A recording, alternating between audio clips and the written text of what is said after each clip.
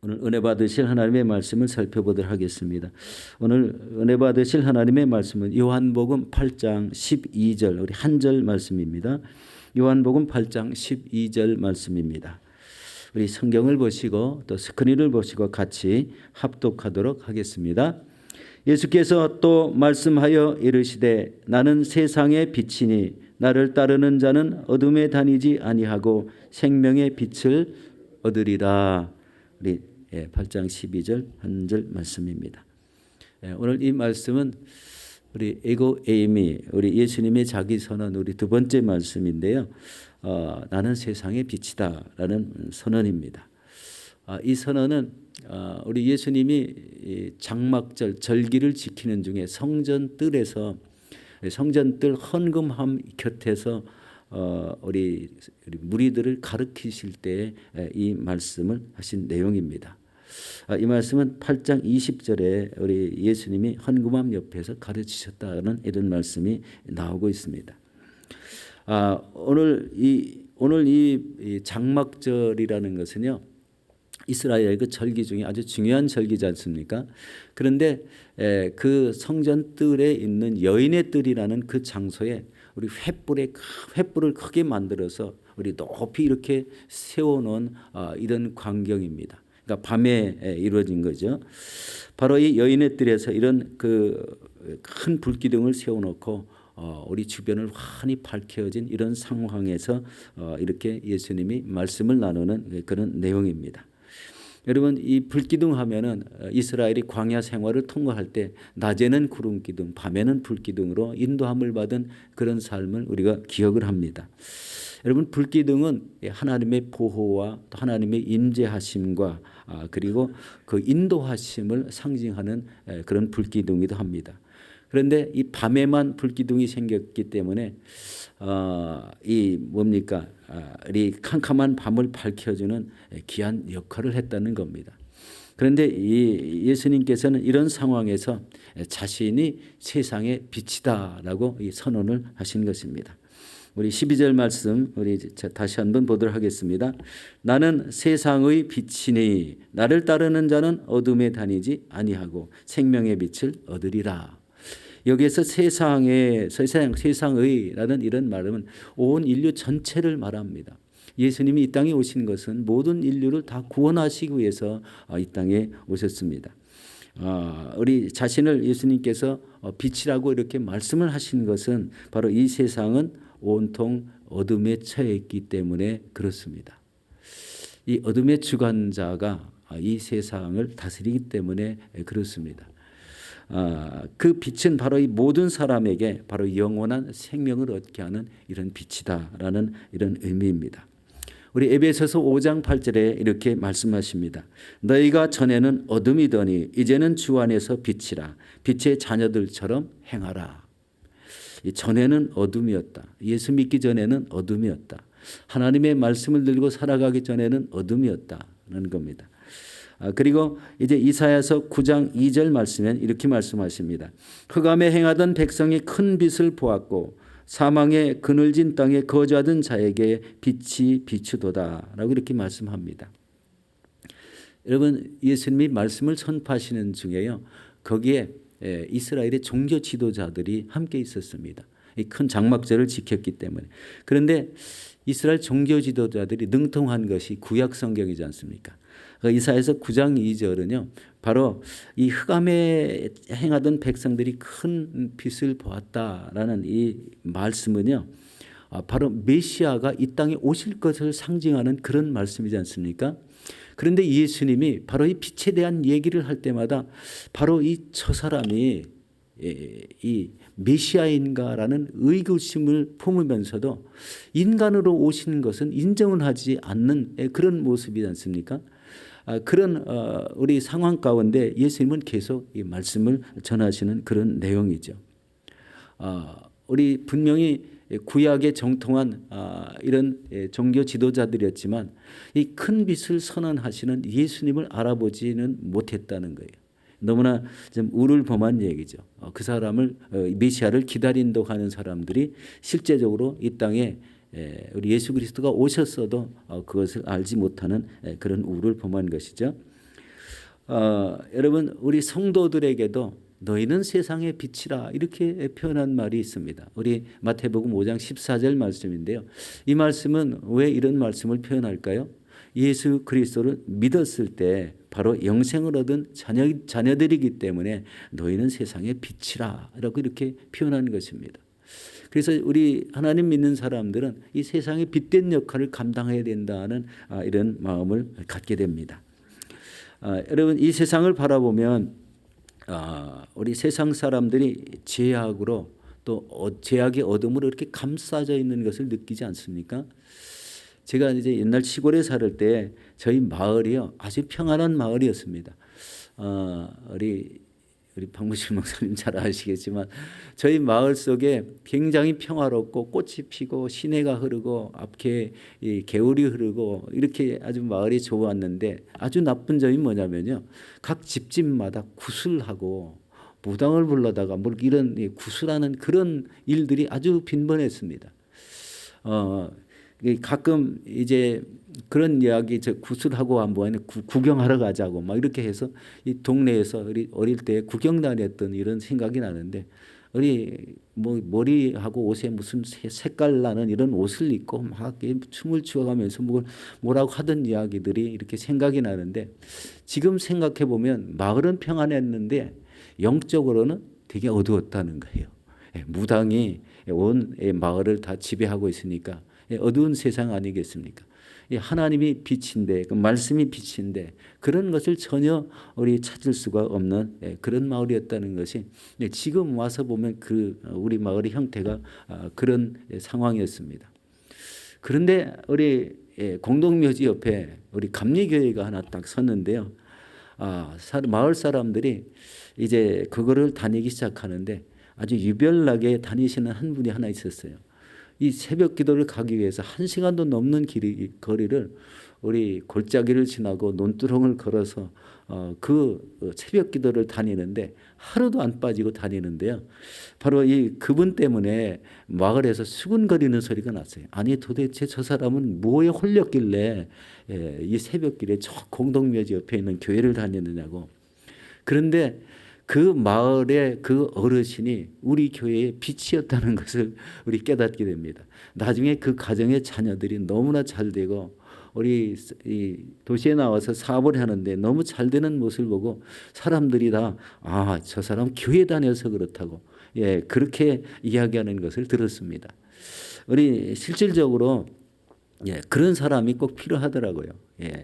마을은 온통 우리 영적으로 보면 흑암에 우리 사로잡혀 있는데 그 한 사람의 영향력이 결국은 우리도 교회 가야 된다.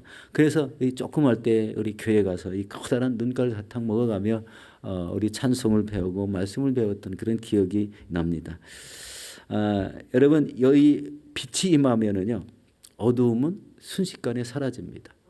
이 캄캄한 밤에 높은 불기둥이 솟아오르는 그 이스라엘의 광야 생활에 이 다른 의미가 많지만 어두움을 영적으로 얘기할 때는 바로 어두움을 밝혀주는 이런 밝은 빛이었다. 그 빛은 바로 예수 그리스도다라는 이 말씀입니다. 바로 이 예수님을 따르는 이런 자들은 어둠에 다니지 않고 바로 이 생명의 빛을 얻으리라고 이렇게 하셨는데 바로 예수 그리스도를 믿으면 이 생명의 빛, 즉 영생을 얻는 축복을 누리게 됩니다. 이렇게 되면 온 세상이 밝아지고 환한 세상이 이루어지는 그런 모습입니다. 여러분 어둠에서 생명의 빛을 얻은 사람이 우리 취해야 될 일이 있죠. 그것은 바로 하나님의 말씀과 그 뜻대로 살아가는 그런 삶입니다. 쉽지 않은 삶이죠. 주님 오실 때까지 이것을 줄기차게 우리 하나님의 말씀을 가지고 살아야 되기 때문에 아주 중요한 포인트입니다. 그런데 반복적으로 계속 이런 말을 하면은요, 우리 세상에 나가서 실제로 사는 모습과 우리 성전에서 이 말씀을 듣는 모습과는 좀 다르다는 걸 보게 됩니다. 세상에 나가면 그대로 세상의 우리 방식대로 살아가는 것이 인간의 모습이 아닌가 이렇게 생각합니다. 그런데 그 속에도 이렇게 말씀을 지키려고 노력하고 그 뜻대로 이루려고 하는 그런 사람이 참된 신앙이라는 것입니다. 그래서 우리의 삶 속에 늘 해야 되는 첫 번째 의미가 뭐를 깨어서 기도하는 삶입니다. 시대가 하도 이상하니까 이제 깨어 기도하라 하고 또 기름 준비하고 기도하라는 이런 말씀을 많이 합니다. 바로 이런 삶을 통해서 바로 어둡던 인생들이 우리 빛의 인생으로 변화된다는 것입니다. 여러분, 자기 뜻에 맞지 않으면은 원망하고 불평하는 이런 사람들이 종종 있습니다. 이것은 아직 어둠 속에서 빛으로 나오지 못했다는 것을 우리 깨닫게 됩니다. 온전하지 못했다는 거죠. 이 사람마다 다 완전히 온전하게 살 수는 없지만 온전하려고 추구는 할 수가 있습니다. 그런 가운데 우리의 삶이 이렇게 변화가 되는 것이죠. 이 복음 전파의 삶을 살아야 되는데 이거는 자발적인 일입니다. 복음 전파는 스스로가 이 마음을 작정하고 해야 되는데 이 복음 전파가 없이는 이 어둠의 세상이 빛으로 바뀌지 않습니다. 우리 예수님은 부활 승천하시면서 우리에게 부탁하신 말이 바로 너희는 온 천하에 다니며 만민에게 복음을 전파라. 우리 성령을 받으라고 하면서도 온 유대와 사마리아와 땅끝까지 이르러 내 증인이 되라고 이렇게 말씀하셨는데 그것이 요즘 참 행하기가 너무 어려운 이런 시대가 되었습니다. 우리나라도 우리 전염병이 많고 전 나라 전체가 우리 하나님을 믿지 않을 그런 시기에 우리 수많은 이런 어려움이 많았죠. 예수의 침략이 많았고 전염병이 많았고 전염병이 한번 돌아가면은 사람이 많이 이렇게 죽고 막 이런 것들 많이 보지 않습니까? 그런데 그런 시기에 우리 애국에서 선교사들이 들어오기 시작했다는 거예요. 양화진에 가면은 417명의 우리 애국 선교사들 무덤이 있습니다. 그 사람들은 죽을 때 이렇게 얘기했다고 합니다. 내 시신을 꼭 이 한국 땅에 묻어달라고. 이게 참 굉장히 쉽지 않은 말이잖아요. 미국에서 오건 영국에서 왔건 그 사람들은 우리 자기 나라로 돌아갈 그런 의무가 있는데 자기는 이 땅에 꼭 묻어달라고. 그래서 양화진의 그 선교사 무덤들이 그렇게 있게 되었습니다. 그들을 통해서 우리가 엄청난 일을 했죠. 우리 이호학당이 세워지고 또 병원이 세워지고 우리 고종 황제의 주치의가 바로 우리 외국에서 온 그런 의사였고 바로 이런 분들을 통해서 우리나라가 서서히 어둠에서 빛으로 변화되기 시작했다. 오늘날에는 세계 최대의 교회들이 즐비한 이런 교회가 되었습니다. 바로 이런 것들이 바로 어두움을 우리 빛으로 바꾸는 역할. 그래서 반드시 복음 전파의 사명이 우리 감당되어져야 된다는 것입니다. 우리 제약된 세상에서 우리 빛으로 나오는 그런 참된 방법은 복음을 전하는 것도 있지만요. 자기 가족부터 우리 복음을 전하는 이런 복음의 가정이 돼야 됩니다. 요즘에 보면은요, 너무 자녀들이 이 부모 세대와는 다른 이런 생각과 그 마인드가 너무 뚜렷해 가지고요. 우리 교회에 잘 나오던 아이들도 교회 발길이 뜸해지고 그리고 자기가 추구하고 싶은 대로 우리 사는 이런 세상이 되었어요.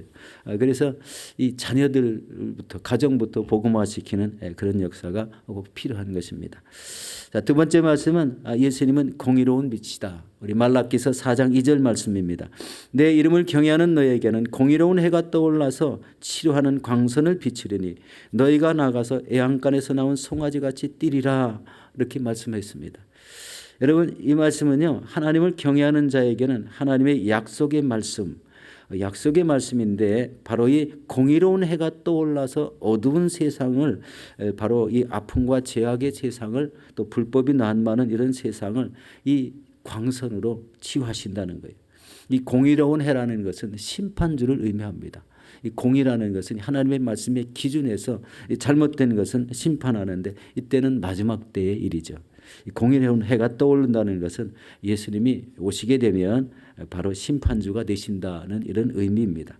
이때 악인들과 하나님의 이름을 모독한 이런 사람들에게는 그때는 어둠의 날이 된다. 고통의 날이 된다는 거예요. 그렇지만 하나님을 경외하는 성도들에게는 애양간에서 나온 이 송아지같이 기뻐 뛰는 이런 영원한 자유와 기쁨을 누릴 것이라는 말씀입니다. 우리가 흔히 이렇게 어렵고 병으로 고통당하는 이런 환우들을 위해서 이 성경 구절을 참 많이 인용하잖아요.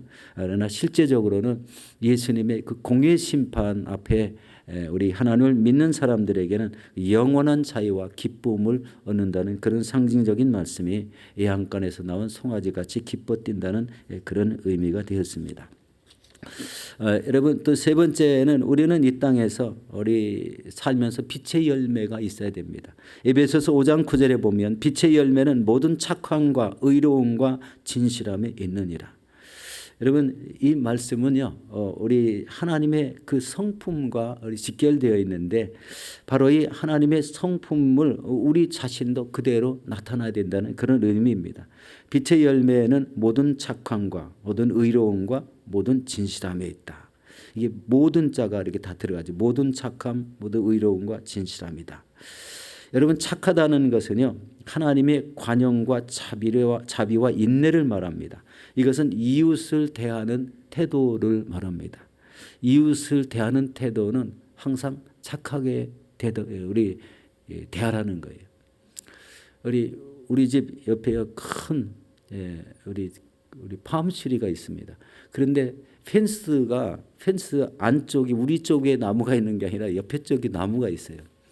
그런데 그게 커다랗게 커가지고 그 나무 가지가 이렇게 크게 늙어가지고 사가가지고요 대롱대롱 매달렸는데요 꼭 떨어지는 게 저희 집 쪽으로 떨어지는 거예요. 그런데 그 집주인에 대해서요 아주 기분이 나쁜 거예요. 왜냐하면 그 나무를 비워달라고 수없이 얘기를 했는데 들은 척도 안 하는 거예요. 그래서 참 이게 별 생각을 다 해봤습니다. 지금 우리 18년 동안 그 집에 사는데 18년 동안 그 말을 그러니까 보기만 할 때마다 얘기했으니까 얼마나 말을 했었겠습니까. 자기는 그게 어떠냐는 거예요. 그런데 그런 나무 가지가 적은 게 아니잖아요. 엄청나게 깁니다. 그런 나무 가지를 처리하기가 쉽지 않죠. 그래서 요즘은 아예 나무 가지가 떨어지면 조용히 그냥 그 집 앞마당 쪽으로 갖다 놓습니다. 그게 가장 편한 방법인데 마음을 상할 필요도 없더라고요. 그렇게 하니까 마음이 너무 편하고 너희 거니까 너에게 가져가야 된다라는 이런 개념을 두고 있습니다.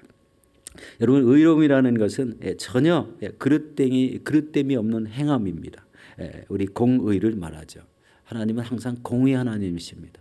하나님의 잣대는요 우리 다림줄이라고 하죠. 이 잣대는 공의입니다. 이렇게 줄을 늘어뜨리고 이 사람이 살아온 방향이 이렇게 말씀대로 살았는가 바로 우리가 하나님 앞에 설 때는 이 공의의 심판을 받게 된다는 것을 기억해야 됩니다. 이 하나님의 말씀에 어긋남이 없이 바르고 의롭게 행하는 그런 것이죠. 그리고 진실함이라는 것은 거짓과 가식, 위선이 없는 이런 삶입니다. 바로 이 모든 삶 속에서 이 진실함이 우리 믿는 자들이 가져야 될 우리 참된 이 성품인 줄 믿습니다. 바로 이 모든 삶에서 우리 착함이다, 의로움이다, 진실함이다라는 이런 말은 바로 모든 삶에서 일정하게 우리 진실되고 의롭고 우리 또 착한 이런 삶을 살으라는 말씀이 되겠습니다. 우리 사랑하는 성도 여러분, 우리 예수 그리스도의 빛을 받은 우리 변화되었다면 하나님의 말씀과 그 뜻대로 살아가시기를 바라겠습니다. 이 세상이 환해지는 것은 바로 예수 믿는 사람이 많을 때 환해지는 겁니다. 바로 이 하나님의 빛의 복음을 증거하시기 바랍니다. 이 전도하는 것, 그것이 이 마지막 시대에 예수 그리스도께서 가장 원하시는 것이고 이 땅의 어두운 땅을 환하게 만들어내는 그런 일이기도 합니다. 그리고 착하고 의롭고 이 진실된 삶을 사셔서 모든 삶에 이런 아름다운 열매들이 가득하신 귀한 삶을 사시기를 예수 이름으로 축원합니다.